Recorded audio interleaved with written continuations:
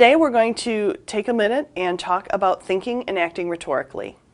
This is one of the first concepts that we address in English 111 because we want to start a foundation where you can read something and think critically and rhetorically about what you're reading. And it doesn't matter what media you're consuming, whether it be something print, something audio that you're listening to on a podcast, or if it's something that you see on television or a print ad or meme that you see on the internet. So, the idea of thinking rhetorically, and the last step being acting rhetorically, involves four concepts. We're going to start with listen. You need to listen to your audience and find out what is going on here. What are they talking about? Before you jump into the conversation, you need to know what the conversation is about.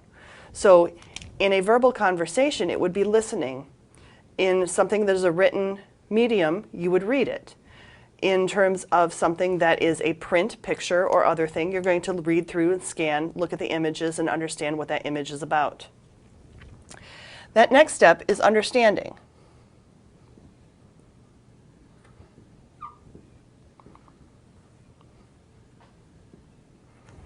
So, do you understand what is going on here? Is there a greater context or something else going on? If we are talking about something like a flag being lowered to half-staff, we know that that is symbolic of somebody of an importance in a community passing away. We understand that contextually there's something else going on there. So a flag being raised and then lowered to half-staff symbolizes an important passing. That has to do with, we saw the picture, we now are making understanding and making sense of that situation. Now, thinking.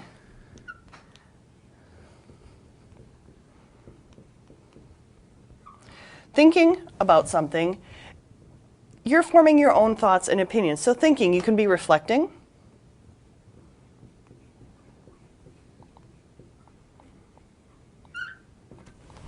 You can also be getting some additional research.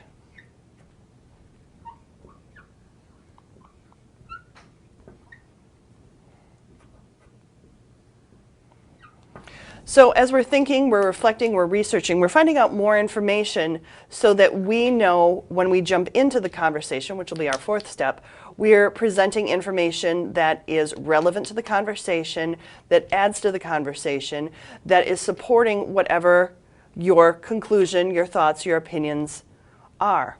Part of this thinking, reflecting, researching piece is also looking for bias. Looking for details that have been left out, things that have been missed in the greater conversation, so that you can identify the weaknesses in the argument, if it's an argument being presented to you, or a persuasive conversation, that you can point out your counter-argument and provide information and details that support your stance.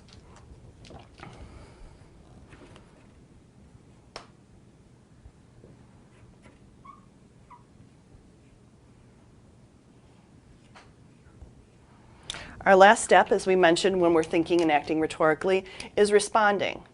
When we respond, we want to make sure that we are responding with relevant information, with supporting details, with examples that fit in with the context of the conversation that we're having.